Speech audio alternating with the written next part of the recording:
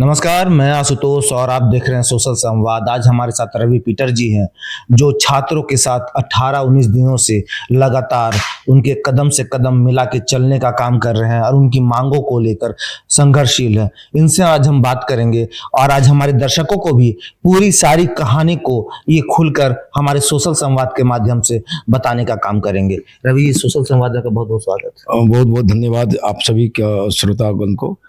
सबसे पहले देखिए, अभी तक 9-19वां दिन हो गया जिस तरह से छात्र आंदोलन कर रहे हैं, अनशन पर हैं।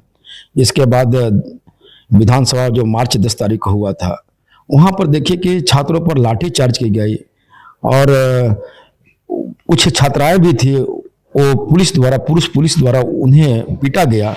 ये बहुत बड़ा दुर्भाग्य है, पूर्ण योजना किया गया। बस आपको एक मिनट हम रोकना चाहेंगे। लाठी चार्ज हुई, साथ में बैरिकेड में तार भी जड़ किए हुए थे, जो कटीले तार थे, तो उसको भी आपने देखा है? वो देखिए, बात ऐसी है कि इसे सबसे पहले तो जो लाठी चार्ज करके सरकार ने संविधान की आत्मा पर प्रहार किया है, ये छात्रों पर नहीं।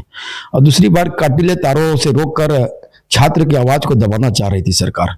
छात्र, उस दिन विधानसभा सत्र चल रहा था, छात्र ने लगातार 19 दिन हो गया, इसके बाद अपनी बातों को अपने प्रतिनिधि मंडल के माध्यम से सरकार के पास रखना चाह रही थी, लेकिन सरकार ने उसको सुना नहीं। तब मजबूरी वर्ष छात्रों ने विधानसभा मार्च का ऐलान किया और उस दिन अपने कार्यक्रम को पूरा किया।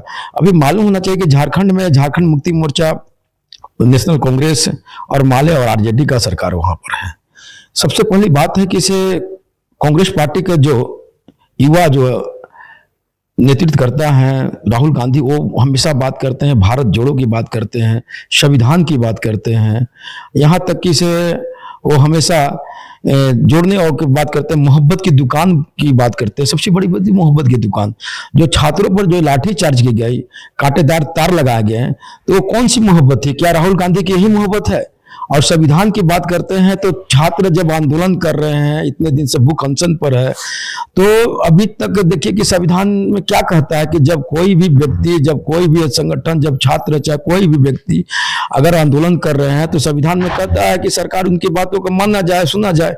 तो कहाँ गया उस संविधान की बात, कहाँ गई मोहब्बत की बात? और जोड़ने की बात कहते हैं तो लगातार आप देखिए कि इसे छात्रों के आंदोलन को सरकार द्वारा इन तीन प्रकार से तोड़ने की हर एक कार्य को किया जा रहा है। जितनी सरकार से हो रही है उतनी वो सरकार अपने जिस रूप से हुई है छात्रों के आंदोलन को तोड़ने की बात कर जा रही है। इतने दिन आंदोलन के बाद में राहुल गांधी जी कम यहाँ हमेशा आते हैं, ऐसा नहीं कि झारखंड में नहीं आए हैं।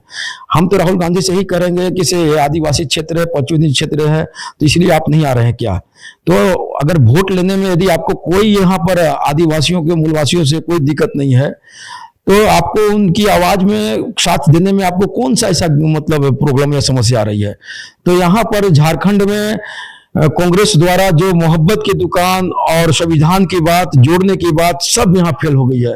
न जोड़ रहा है, न मोहब्बत की दुकान है, न यहाँ तोड़ने, सब जितने षड्यंत्र है सारा कुछ किया गया। दूसरी बात एक और मैं कहता हूँ, भारतीय जनता पार्टी को, भारतीय जनता पार्टी नहीं चाहती है कि जो इसमें सीबीआई जांच हो। लगातार छात्र मांग कर रहे हैं कि सीबीआई की जांच हो। अभी से नहीं, 2002 से जब से जेपीएससी के तहत एग्जाम हुआ है तब से बात इसमें कर रही, तो उसमें भी वो कार्यकाल में बीजेपी का सरकार रही है। तो सीबीआई की जांच यदि होती है तो हमको लगता है कि इसे भारतीय जनता पार्टी के बड़े मछली लोग भी इसमें पकड़ाएंगे। इसलिए छात्रों के आंदोलन को बीजेपी हाईजैक करना चाहती है। छात्र जब विधानसभा मार्च किए, लाठी चार्ज हुई, तो भारतीय जनता पार्टी ने झारखंड बंदी का ऐलान किया। लेकिन इसे यहाँ हमको यह लगता है कि कहीं ना कहीं वो राजनीतिकरण भारतीय जनता पार्टी कर रही है, छात्रों के आंदोलन को दबाना चाह रही है। तो ये बहुत बड़ा दुर्भाग्य है यहाँ के छात्रों के साथ में। अब हम लोग नया निर्णय लिए हैं, हम लोग सभी आदिवासी मूलवासी जन संगठन बैठकर कि 24 जिला में छात्रों के साथ में संवाद करेंगे। वहां से हम लोग उलगुलान की शुरुआत करेंगे और पूरे बेहद बड़े स्तर का, राज्य स्तरीय स्तर का हम लोग विधानसभा में एक दिन धरना देंगे और महामहिम राज्यपाल से अनुरोध करेंगे कि तत्काल सरकार जो सीआईडी रिपोर्ट की है और उसको देखते हुए इसमें बहुत बड़े मछली आने वाले हैं इस जांच रिपोर्ट में, तो उसको देखते हुए सरकार को बर्खास्त किया जाए एवं छात्रों के न्याय की बात की जाए। जिस तरह से आप अभी बोल रहे हैं कि हम लोग एक अलग अलग रूप से एक आंदोलन करने जा रहे हैं, तो कितना आंदोलन होगा इसमें, कब तक छात्र पीछे जाएंगे? देखिए, हम लोग को दुख दर्द होता है, यदि हम आंदोलन नहीं करेंगे, घर में बैठ जाएंगे, तो छात्रों की बात को जो न्याय है वो न्याय होगी नहीं। इसलिए हम लोग अभी यहाँ से प्रेस क्लब से जाएंगे, हमारे जो नेतृत्व करता है छात्रों के जो आंदोलन स्थल है वहाँ जाएंगे, वहाँ बैठ के विचार विमर्श किया जाएगा। और हम लोग का पहला कर्तव्य है कि 24 जिला में उलगुलान किया जाए। हमारा नेतृत्व करता प्रत्येक विधानसभा का है, हम सभी छात्रों से अनुरोध करेंगे, अपने विधायकों के पास जाइए और उनसे बोलिए कि हमारा ये जो आंदोलन है जायज है। आप सभी को मालूम होना चाहिए कि ये जो भ्रष्टाचार झारखंड में हुआ है, नौकरी का, जल जंगल जमीन तो लूटा गया ही है, उसके बाद नौकरी का जिस तरीका से आ रहा है कि किसी का गहना गिरवी रख कर बच्चे लोग नौकरी लेने मजबूर किया जा रहा है, किसी का खेत का कागज रखकर उसको नौकरी देने का मजबूर किया जा रहा है।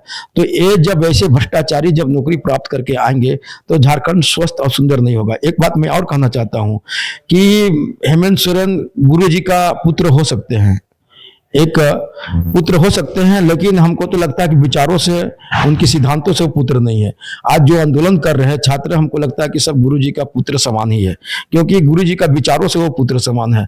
और एक बात और मेरे से है कि अगर हेमंत सोरेन आदिवासी यदि सच में है, तो हमको तो लगता है केवल वो जाति से आदिवासी हैं, विचारों से नहीं है। यदि वैसा अगर विचारों से होते और गुरु जी का पुत्र विचारों पर, उनके सिद्धांतों से होते, तो आज छात्रों से डायरेक्ट संवाद करते, उनसे जाके मिलते, क्योंकि ये छात्र जो आंदोलन कर रहे हैं वो छात्र कोई गैर नहीं है। इसी छात्र ने कल्पना भाभी के जब विधानसभा के चुनाव में कल्पना भाभी लाखों के सभा में जाती थी, उनकी आंसू जब गिरती थी तो छात्रों को दिल दहक जाता था। उस आंसू को पूछने के लिए, उस कर्ज को निभाने के लिए छात्रों ने दोबारा हेमंत सोरेन को सत्ता में बैठाकर और मुख्यमंत्री कल्पना भाभी का जो आंसू गिरे थी, वो आंसू का उन्होंने, छात्रों ने बहुत अच्छा इनाम दिया।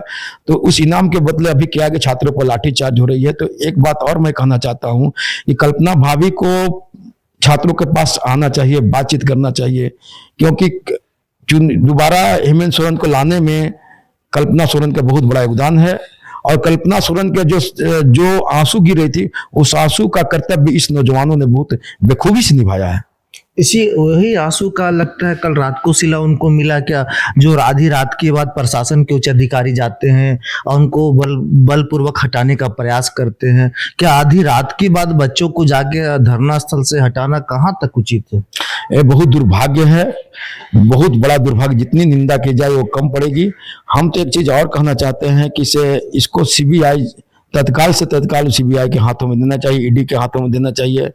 और नहीं तो हमको लगता है कि ये सरकार अपनी बड़ी मछली को बचाने के लिए ऐसे कार्य कर रही है। और जिस तरीका से रात में जो प्रशासन के लोग जाकर आंदोलन को नष्ट करने के जो कार्य कर रहे हैं, तो ये आंदोलन कोई मतलब लाभ, व्यक्तिगत लाभ के लिए नहीं है, ये संपूर्ण क्रांति की ओर जा रहा है। छात्र पूरे निछावर भाव से और निस्वार्थ भाव से आंदोलन कर रहे हैं।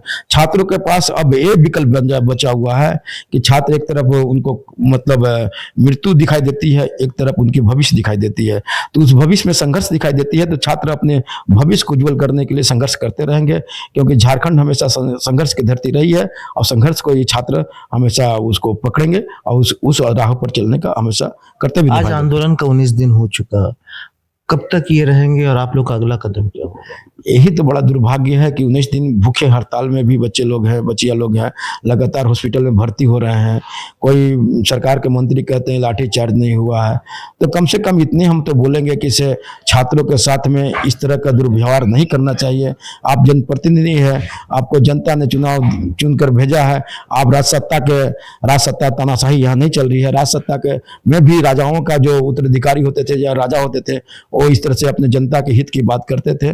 और हमारा जो संघर्ष है अभी कमी नहीं हुआ, संघर्ष और जारी रहेगा। कुछ बच्चों लोगों ने भूख हड़ताल किया है, अभी और बच्चों के लाइन लगा हुआ है भूख हड़ताल करने के लिए।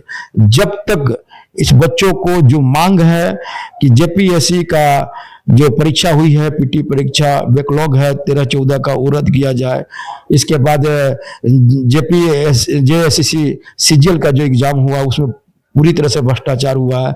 लगातार सोशल मीडिया के माध्यम से, प्रेस समाचार के माध्यम से देखने को मिल रहा है। सीआईडी का रिपोर्ट आया है और उसके बाद भी इसको रद्द नहीं करें। ये सब तो ठीक है, लेकिन जो डेलीगेट्स बनाए गए, क्या उस पर आप लोगों को विश्वास नहीं हो रहा है क्या? देखिए, वो तो डेलीगेट्स बनाए गए हैं, उसमें हमारा कहने का मतलब है कि पूरे छात्र आंदोलन कर रहे हैं और उसमें एक छात्र की समस्या नहीं है। कोई जेपीएससी से है, कोई सीजीएल से है, कोई दरोगा से है, कोई टीचर क्या समस्या को लेकर आया। तमाम मतलब कह सकते हैं कि वहां पर भिन्न भिन्न समस्या है।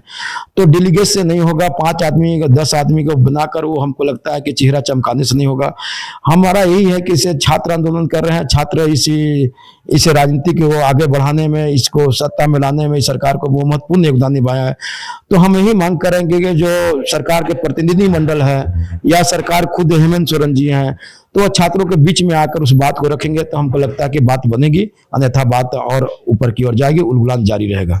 जी, हमारे साथ रवि पीटर जी थे, जो सारी चीज़ों को हमारे सोशल संवाद के माध्यम से दर्शकों तक पहुंचाने का काम किए।